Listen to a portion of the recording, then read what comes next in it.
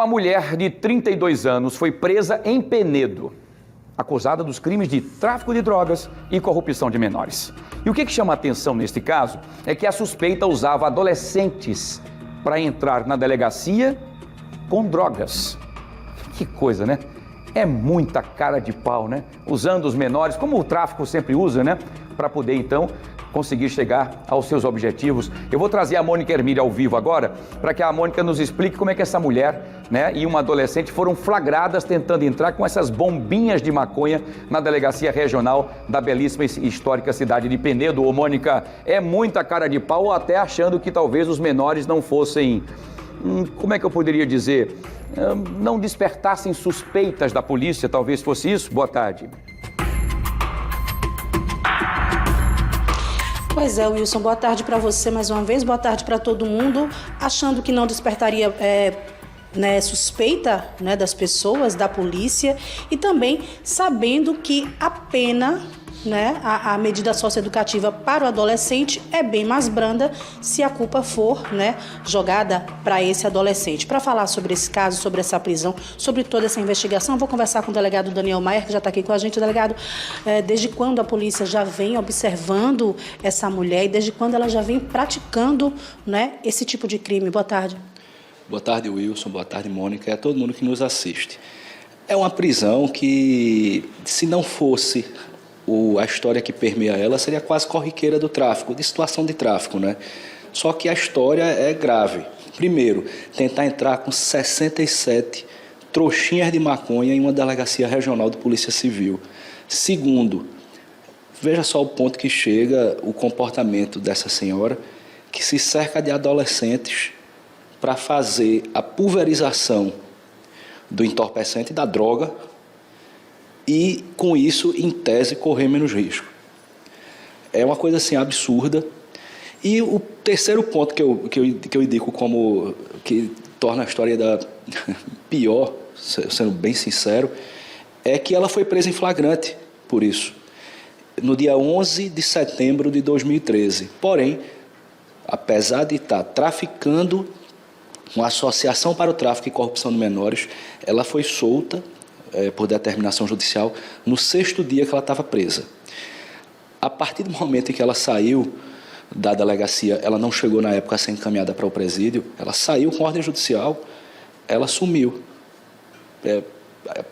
Claro que ela seria surpresa para todo mundo se ela colaborasse com o processo, mas ela evadiu-se e estava até então em diversos paradeiros desconhecidos.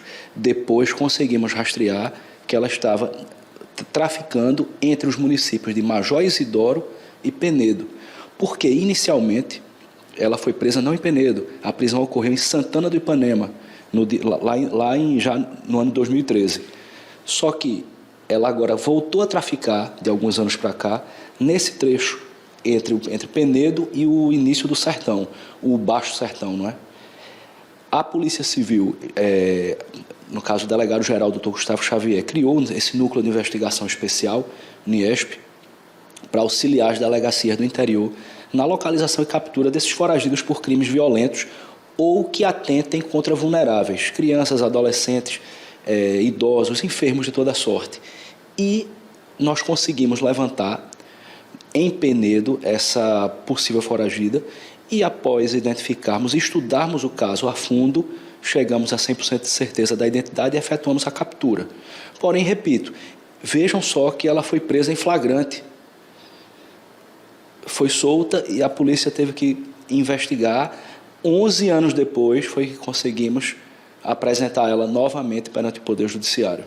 Delegado, na época, o adolescente que estava participando sofreu alguma sanção socioeducativa? Não, certamente sofreu.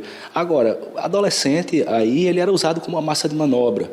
Agora, uma massa de manobra que era remunerada com pouquíssima coisa, até porque é uma região, assim, conhecemos bem o nosso sertão, é uma região necessitada. Então, ele, apesar de ter praticado, ele também foi a vítima. A vítima da corrupção do menor foram justamente os adolescentes. Ainda bem que ela foi presa em flagrante pela Polícia Civil, mas veja a audácia, 67 trouxas de maconha.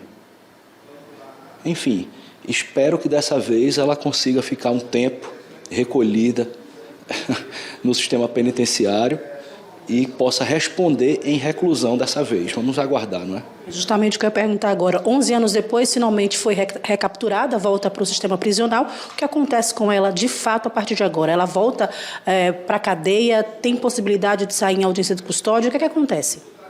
Tem. A audiência de custódia é uma prerrogativa do Poder Judiciário, analisar a legalidade da prisão e os passos que se seguirão durante o processo. Ela vai responder ao processo penal, o processo penal volta a andar, agora com mais celeridade, eu acredito.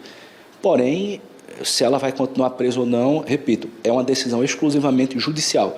A Polícia Civil não tem qualquer envolvimento.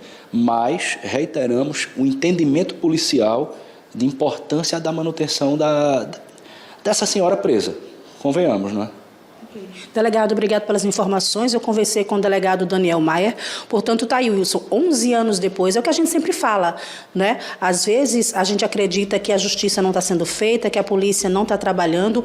11 anos depois dela conseguir sair da delegacia, né? 6 dias só de prisão, passou 6 dias, foi presa em flagrante, 6 dias apenas presa, conseguiu liberdade, não ficou para responder o processo, fugiu, mas 11 anos depois, a polícia conseguiu recapturar e agora, mais uma vez, entregou à justiça e a gente aguarda, né? A gente espera que a justiça possa fazer o papel dela e possa manter longe de circulação uma pessoa que trabalha com o tráfico de drogas e ainda por cima, né? Realiza a corrupção de menores, trazendo menores para esse mundo das drogas, esse mundo que a gente sabe que é muito difícil de sair. Voltamos ao estúdio.